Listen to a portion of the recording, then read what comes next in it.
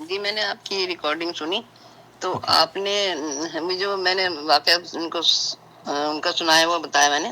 ہاں وہ ان کی مطلب انتقال کے بعد کا نہیں، مطلب زندگی کا ہے. وہ عبد القادر جیلانی کی زندگی غوث کا اعظم واقعہ جو تھے ہے. وہ کہیں جا رہے تھے، کہیں رات جا کے رہے میں تھے اور وہ عورت کی آواز سنی تھی عورت کی آواز سنی انہوں نے کی، تو اس کے لیے اس عورت کے لیے دعا کی تھی انہوں نے. ہاں تو مطلب دعا میں اتنا اثر دکھایا بتایا انہوں نے کہ وہ مطلب ان کے بیٹا بہت زندہ ہو گیا جبکہ 10-12 سال ہو چکے تھے ان کے انتقال کو. یہی واقعہ السلام اسی طرح کا واقعہ محترمہ بہشتی زیور میں بھی لکھا ہوا ہے. اشرف علی صاحب تھانوی نے ایک بزرگ کا قصہ نقل کیا ہے، اور وہ بزرگ کا قصہ بھی ایسا ہی ہے کہ جناب اس کا بیٹا جو تھا وہ داراب میں ڈوب کے مر گیا تھا، اور وہ عورت جاتی ہے اور جا کر اس کو کہتی ہے یا دار یا جار یا پتہ نہیں کیا نام ہوتا ہے اس کا، اور وہ اس کو نکال کر مرنے کے بعد اس عورت کو یہ بتایا جاتا ہے کہ یہ صاحب مر چکے ہیں، آپ کا بیٹا مر چکا ہے. وہ یہ کہتی ہے کہ میرا بیٹا مر ہی نہیں سکتا. جب وہ یہ کہتی ہے کہ میرا بیٹا مر نہیں سکتا تو اس کو کہا جاتا ہے کہ فلاں تالاب میں تو ڈوب گیا ہے. اب یہ عورت چلتی ہے بہشتی زیور میں، یہ اشرف علی صاحب تھانوی نے لکھا ہے، وہ جاتی ہے تالاب پہ جا کے کھڑی ہوتی ہے، دار اخرج، اس طرح سے کہتی ہے کہ چلو نکلو، تو وہ نکل جاتا ہے، یما ایسے پکارتا ہوا، ماں کہتا ہوا باہر نکل جاتا ہے. تو بزرگ یہ کہتے ہیں کہ اشرف علی صاحب تھانوی نے اس واقعے کو نقل کیا ہے کہ یہ عورت اتنی بڑی ولی اللہ تھی کہ اللہ تعالیٰ کوئی فیصلہ کرتا اس کے بارے میں تو پہلے اس کو اطلاع دیتا. اب چونکہ اطلاع نہیں دی تھی تو اس لیے اس کو اللہ رب العالمین کو اس کے بچے کو زندہ کرنا پڑ گیا. اعوذ باللہ. بات سیدھی ہے مگر نازک بھی ہے، اس میں جذبات نہیں، اصول دیکھیے. سب سے پہلا عقیدے کی بات کر لیتے ہیں کہ زندہ کرنا، مرنا، مارنا، دوبارہ اٹھانا. یہ دیکھیے زندہ کرنا، مارنا، دوبارہ اٹھانا یہ خالص اللہ رب العالمین کا اختیار ہے، کسی نبی یا ولی کا ذاتی عمل دخل نہیں اس میں. کیوں؟ اللہ تعالیٰ قرآن کریم میں فرماتا ہے اللہ یحیی و یمیت، اللہ ہی زندہ کرتا ہے اور وہی موت دیتا ہے، سورہ آل عمران آیت نمبر 156. اور اسی طرح اللہ تعالیٰ فرماتا ہے وَهُوَ عَلَىٰ كُلِّ شَيْءٍ قَدِيرٌ، اور وہ ہر چیز پر قدرت رکھنے والا ہے. اب اگر کوئی یہ دعویٰ کرے کہ عبد القادر جیلانی یا فلانے بزرگ یا فلانی اماں اپنے بیٹے کو تالاب سے نکال کر زندہ دوبارہ لا سکتی ہیں، تو یہ مردوں کو زندہ کرنے کا جو عقیدہ ہے یہ اسلامی تعلیمات کے منافی امور ہے. تو اس کی تردید دو اصولوں سے کی جائے گی، دو طریقے سے کی جا سکتی ہے. پہلا یہ کہ یہ اصول کہ یہ ایسا کوئی واقعہ قرآن و حدیث سے ثابت نہیں ہے، اور جن بزرگوں سے یہ واقعات منقول ہیں وہ سب کے سب جھوٹے اور غیر مستند قصے ہیں، اور نہ ہی مستند قابل اعتماد تاریخی مورخین نے اسے کسی بھی کتاب میں یا کسی بھی محدث نے اس طرح کے واقعات کو نقل نہیں کیا ہے.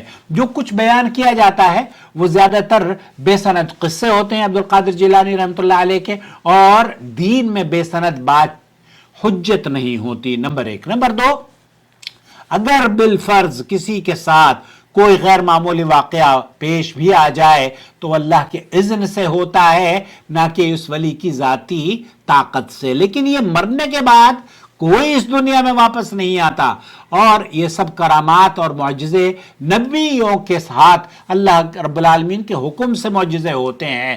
کرامت ولی کے ہاتھ پر اللہ اگر کسی کو یہ اختیار دے دیتا ہے تو وہ کرامت ہو تو سکتی ہے، لیکن اس کا یہ مطلب نہیں ہے کہ مرنے کے بعد یا زندہ ولی بھی کرامت کر سکتا ہے کہ جناب کتے کو بلی بنا دیا اور بلی کو کتا بنا دیا. ایک صاحب سے کہا گیا کہ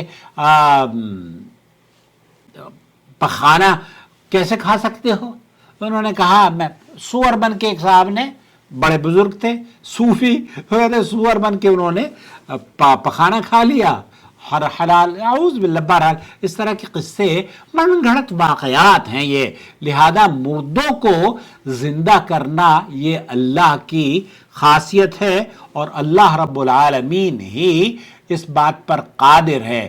اب اگر آپ اس بات کی کوئی، پہلی بات تو یہ کہ صحیح سند کے طور پر کوئی دلیل نہیں ہے، یہ صرف محض قصہ ہے جھوٹا اور من گھڑت، اور ہمارا عقیدہ قرآن و سنت کے مطابق ہونا چاہیے کہ زندہ کرنا صرف اللہ کا کام ہے۔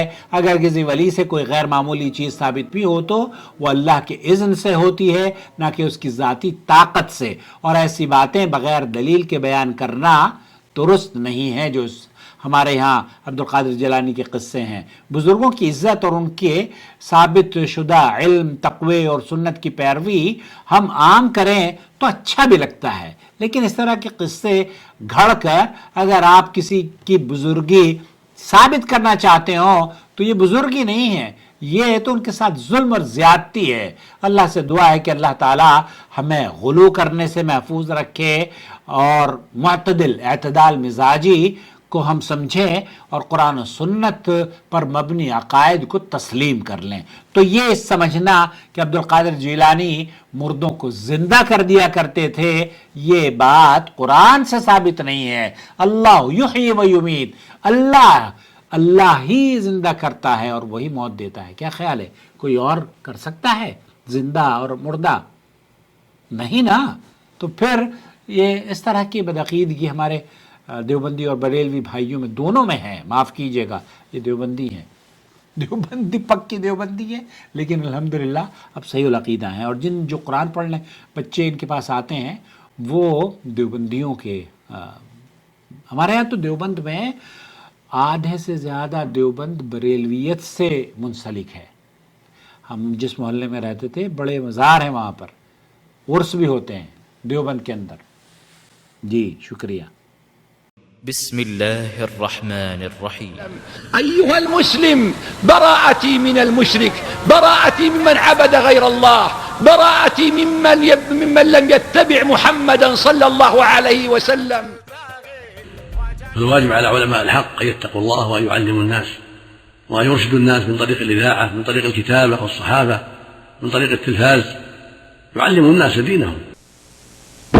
توحید یہ ہے کہ ایک معبود حقیقی کی، ایک اللہ کی عبادت و بندگی کی جائے، اور اس کی ذات میں، اس کے صفات میں، اس کی الوہیات میں، اس کے تصرفات میں، اس کے علم میں، اس کی قدرت میں، اس کی شان و عظمت میں کسی بھی مخلوق کو بھی شریک نہ بنایا جائے، نہ پارٹنرشپ بنایا جائے۔ یہ ہے اصل توحید۔ اللہ ولی الذین آمنوا یخرجهم من الظلمات إلى النور والذین كفروا أولیاؤهم الطاغوت یخرجونهم من النور إلى الظلمات أولئك أصحاب النار هم فيها خالدون۔